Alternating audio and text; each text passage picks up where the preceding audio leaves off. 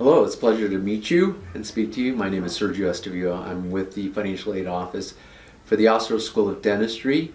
We are dedicated to dental students, so please feel free to contact us at your earliest opportunity. I'll give you some information concerning contact information in a few minutes. I just wanted to reach out to you to address some commonly asked questions with respect to your programs, one of which is what are the requirements for financial aid? So for federal financial aid, you have to be a U.S. citizen or permanent resident in possession of a Social Security number. So based on those three criteria, again, a U.S. citizen or permanent resident and in possession of a Social Security number, you qualify for federal financial aid, which would consist primarily of loan eligibility. For both the certificate and the master's programs. The combination of the federal loan programs allows you to borrow up to the estimated cost of attendance for your program, which would include living expenses.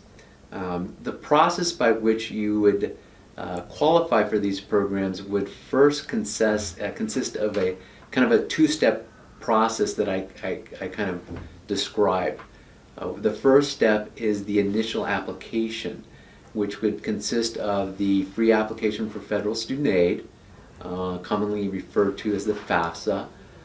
So you can complete that application on an annual basis online at www.fafsa.ed.gov.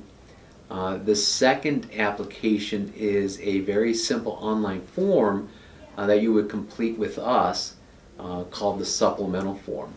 But once you complete your FAFSA, we will contact you with an email directing you to complete the supplemental form. With those two documents, we're able to determine your eligibility, and we'll reach out to you via email to let you know that you can log into our portal to review your eligibility. So that completes the first step in this two-step process. The second step is to review your eligibility and actually apply for the loans. The loans would consist of two different types, one being the unsubsidized federal direct, the second being the Graduate Plus program. Again, both are federal loans that allow you to borrow up to the estimated cost of attendance. To complete those applications, you would go to studentloans.gov. We'll correspond with you, we'll provide directions, but if this is the first time going through this process, it can be a bit confusing and complex. So we encourage you to reach out to us. Feel free to speak to myself or Janice Wong so that we can give you some additional guidance as to how to apply for these loan programs. So that's essentially the two-step process. Again, just to kind of summarize, the first step being the FAFSA, the free application for federal student aid, as well as the USC supplemental form, which will direct you to complete online. After that information is submitted, we'll review your eligibility, notify you via an email to log into our portal, and at that point apply for the federal loan programs. Pretty simple after you've completed the process the initial time. And again, the criteria to be eligible for these loans are essentially being a U.S. citizen or permanent resident. So the conditions for qualifying are very minimal.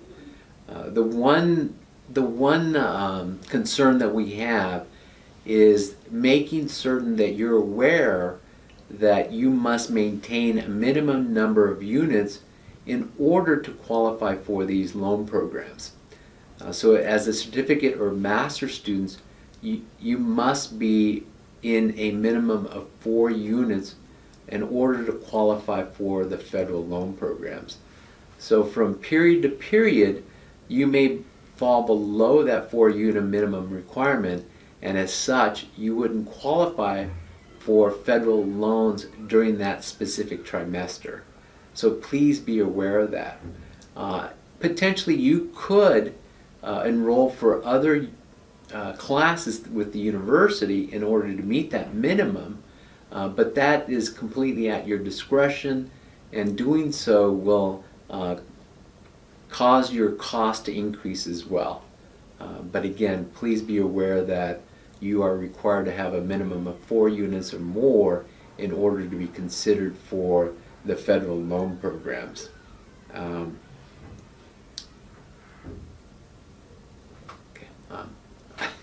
Let me stop here. Also, please be aware that you have to apply annually for these federal loan programs. We'll certainly keep in touch with you during the course of the year. We begin to notify you sometime in November or December that the application process is again available for the second year of the program. So you have to apply on an annual basis. And as I mentioned, we'll remind you during the end of the academic, or excuse me, the end of the calendar year via email to begin the FAFSA application process. I also wanted to address the international students to let them know that there is financing available, but not through federal sources. There are private companies, commercial lenders, such as Sallie Mae, Wells Fargo, Discover Student Loan, that allows international students who apply with a qualified U.S. citizen or permanent resident as a cosigner to finance the cost of this program.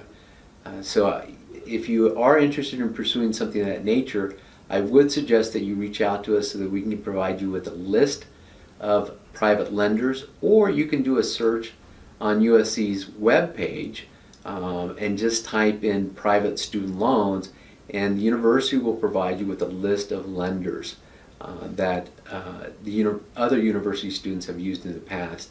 Again, you would have to secure a U.S. citizen or permanent resident as a cosigner in order to proceed with the private loan program. Again, I do encourage you, if you have any questions or concerns, please feel free to reach out to us. We're here to assist you. So you can contact us via email at uscsdfa@usc.edu, or you can call our direct office line at 213-740-2861. Again, that's 213-740-2861. Or we can always video call via Skype or Google Hangouts.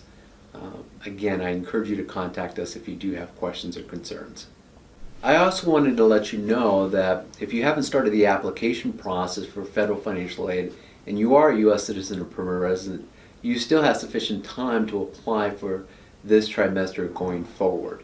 So we certainly encourage you to complete the FAFSA online, contact us for any additional steps in order to be considered for summer 2018 financial aid eligibility.